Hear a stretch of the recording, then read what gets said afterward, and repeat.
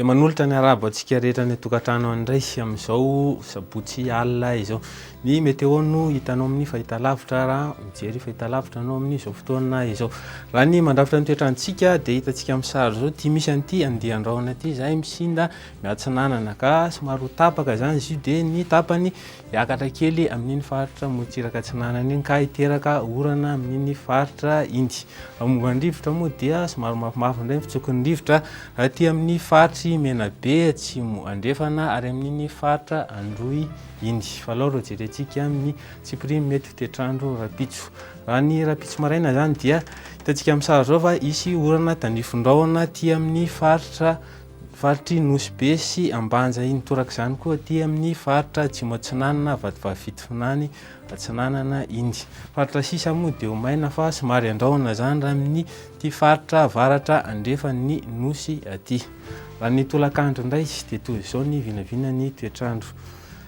Raha ny hariva zany dia isy orana tandrifon-drahona aty amin'ny faritra Atsimo Atsinanana Vatovavy ary amin'iny ilany atsinanan'ny Hotomatsiatra sy Amoronmany iny. Hoarakotroka moa zany raha aty amin'ny faritra Analamanga ilany atsinanan'ny Vakinankaratra sy Amoronmaniny ary toraka izany koa aty amin'ny faritra Savana Lanjorofa Atsinanana ary aty amin'ny Atitan'ny Melaky iny. Somary andrahona kosa ny andro na anjomony izany aty amin'ny faritry Tsoromanidy iny, izany hoe amin'ny faritry Bongolava sy Itasy iny. Faritra sisa moa dia andrahona vitsy ary balika mihitsy zany aty amin'ny faritra Atsimony Nosy iny sy amin'iny Andrefana iny zany.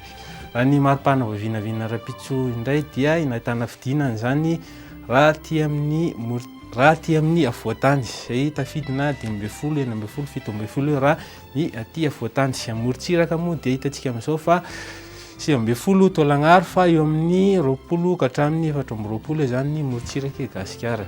Raha ny tolakandro indray dia nahitana fidinana ny maripana mbola ato atsinanana ato ihany satria dia eo amin'ny 17 ka hatramin'ny 18 degré Celsius izany. Sy ny tena mafana moa dia mbola hitantsika hatrany fa ato amin'ny faritry Sofia izay mahatratra enina amin'ny 30 degré Celsius. Izao indray ny toetrandro amin'ireto tanàn-dehibe ireto. Misy orana malefaka any Paris sy any Nairobi. Endrika tandrifon-drahona moa zany any Seychelles sy La Réunion faritra sisa moa dia ho maina fa somary andrahona zany any Milan sy any Bangkok. Izay indray ny afaka tolotra anao amin'izao alina izao metraky ny mandram-peona indray veloma tompoko.